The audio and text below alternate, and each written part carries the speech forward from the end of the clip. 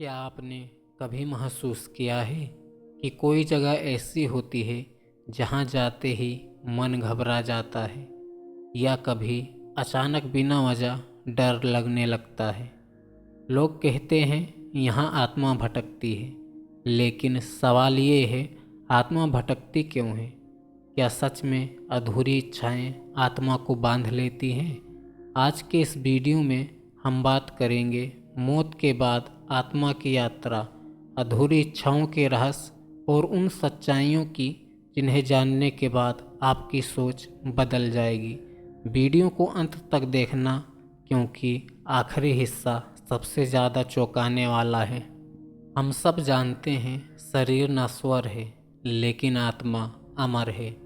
भगवत गीता में कहा गया है, न आत्मा मरती है, न जलती है, न कटती है। आत्मा केवल शरीर बदलती है। जैसे इंसान पुराने कपड़े उतारकर नए पहन ले। लेकिन सवाल ये है, अगर आत्मा मुक्त है तो फिर वो भटकती क्यों है? जब किसी इंसान की मृत्यु होती है तो उसका स्थूल शरीर यहीं रह जाता है, लेकिन आत्मा अपने साथ ले जाती है इच्छाएं, भावनाएं, डर, गुस्सा, लालच, अधूरापन। अगर इंसान ने जीवन में अपने कर्म पूरे कर लिए हों, मन शांत हो, तो आत्मा आगे की यात्रा कर जाती है। लेकिन अगर कुछ अधूरा रह गया हो, यहीं से समस्या शुरू होती है। अधूरी इच्छाएं सिर्फ धन या प्यार नहीं होती।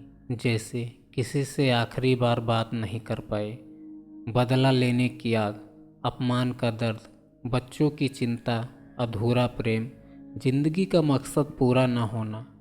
कई बार इंसान बाहर से शांत दिखता है, लेकिन अंदर से टूटा हुआ होता है। और जब ऐसी स्थिति में मौत हो जाए तो आत्मा शरीर छोड़ देती है, लेकिन इच्छाएं नहीं छोड़ पाती। यही इच्छाएं आत्मा को इस लोक से बांध लेती है। आत्मा नहीं चाहती भटकना, उसे मजबूर किया जाता है।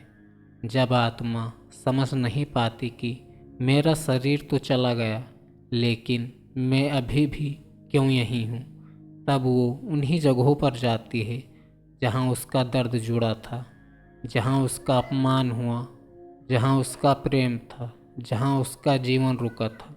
इसलिए अक्सर कहा जाता है, अचानक मरे लोग ज़्यादा भटकते हैं, क्योंकि उन्हें मौत को स्वीकार करने का समय नहीं मिलता। आप सोच रहे होंगे ये सब सिर्फ डराने की बातें हैं, लेकिन हजारों नियर डेथ एक्सपीरियंस, संतों के अनुभव, गीता, गरुड़ पुराण और मनोविज्ञान सब एक ही बात कहते हैं, अधूरा मन आत्मा को बांधता है। यहाँ तक कि विज्ञान भी मानता है कि अनरिजॉल्व्ड इमोशंस मृत्यु के बाद कॉन्शियसनेस में रहते हैं। मुक्ति के लिए ज़रूरी है स्वीकार, जो हुआ उसे स्वीकार करना, क्षमा, दूसरों को और खुद को माफ़ करना, आस्तिक त्याग, ज़रूरत से ज़्यादा लगाव छोड़ना, संतोष, जो मिला उसमें शांति। इसलिए हमारे शास्त्र कहते हैं, जीते जी मुक्त हो जाओ, ताकि मरने के बाद ना भटकना पड़े।